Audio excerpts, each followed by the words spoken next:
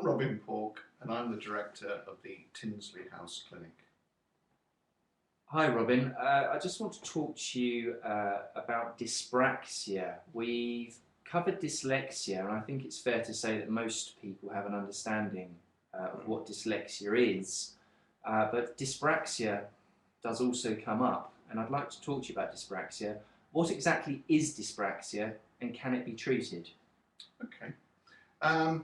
Historically, dyspraxia was called the clumsy child syndrome, and that probably sums it up, though it's not particularly politically correct these days to talk about clumsy children. What it boils down to is that many children have an inability to carry out or learn and carry out smoothly movements that they should be able to do, to be able to coordinate their movements, to time their movements. Now, in a great many cases, the problem lies in the brainstem, and it just so happens that I have a brain here.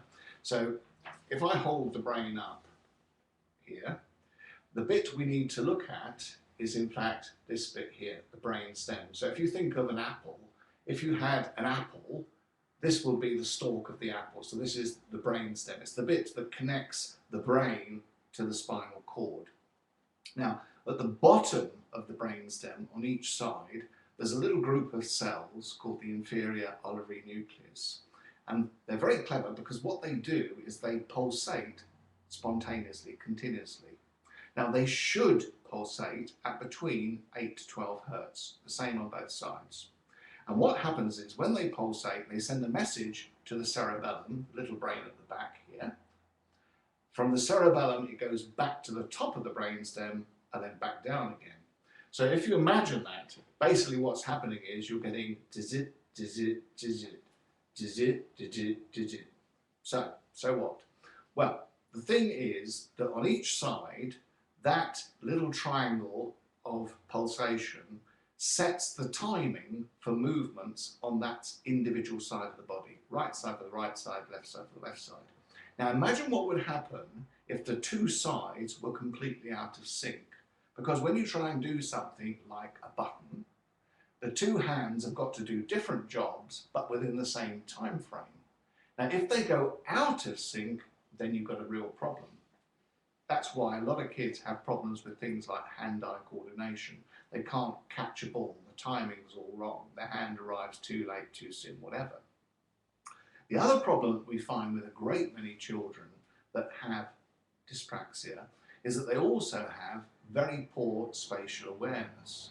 Now, if we go back to the brain and if we look at the underside of the brain at the back, this area here, the cerebellum has to talk to an area of the brain on the inside, right at the very back here. And this area is all about knowing where you are in space.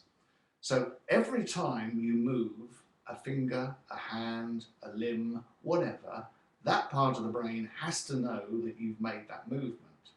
If you think about it, if you were reaching for a cup of tea and you had to find your hand first, locate it, and then take your hand to the cup of tea, it would take forever. You know where your hand is, so you can reach for the cup of tea without even looking. You know where it is, you know where your hand is. If you know the starting point and the end point of a movement, you can carry it out smoothly.